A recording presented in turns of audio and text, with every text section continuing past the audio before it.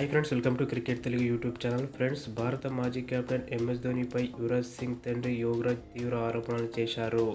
భారత క్రికెట్కు చేసిన సేవలకు గాను యువరాజ్ సింగ్ భారతరత్నకు అర్హుడని యువ తండ్రి ప్రముఖ క్రికెట్ కోచ్ యువరాజ్ సింగ్ అన్నారు. యువరాజ్కు భారత అత్యున్నత పౌర పురస్కారం ఇవ్వాలని కోరారు.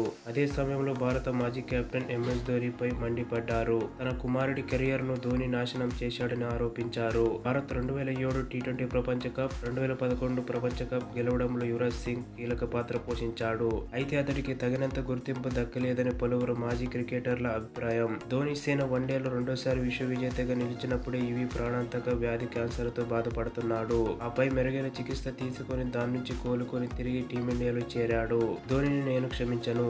అతడు ప్రముఖ క్రికెటరే, కానీ నా కుమారుడికి చేసిన అన్యాయం క్షమించరానది. ప్రతిదీ ఇప్పుడు వెలుగులోకి వస్తుంది. ఇంకా 4-5 ఏళ్లు ఆడగలిగే నా కుమారుడి కెరియర్ ని ధోని నాశనం చేశాడు. అతడు ఆత్మ పరిశీలన చేసుకోవాలి. గౌతమ్ గంభీర్, వీరేంద్ర సెహ్వాగ్ కూడా మరో యువరాజ్ రాడని అన్నారు. క్యాన్సర్ తో బాధపడుతూనే దేశం కోసం ఆడి ప్రపంచ కప్ గెలిచినందుకు భారత ప్రభుత్వం యువరాజ్ కు భారతరత్న ఇవ్వాలని యువరాజ్ సింగ్ అన్నారు. దేశం కోసం ఆడి ప్రపంచ కప్ గెలిచినందుకు భారత ప్రభుత్వం యువరాజ్ కు భారతరత్న ఇవ్వాలి అని యువరాజ్ సింగ్ అన్నారు. ఓకే ఫ్రెండ్స్, ఈ వీడియోకి లైక్ చేయండి. మరిన్ని వీడియోస్ కోసం ఛానల్ ని సబ్స్క్రైబ్ చేయండి. అలాగే యువరాజ్ సింగ్ తండ్రి యువరాజ్ అన్నది కరెక్టా కాదనేది కింద కామెంట్ చేయండి. Thank you for watching.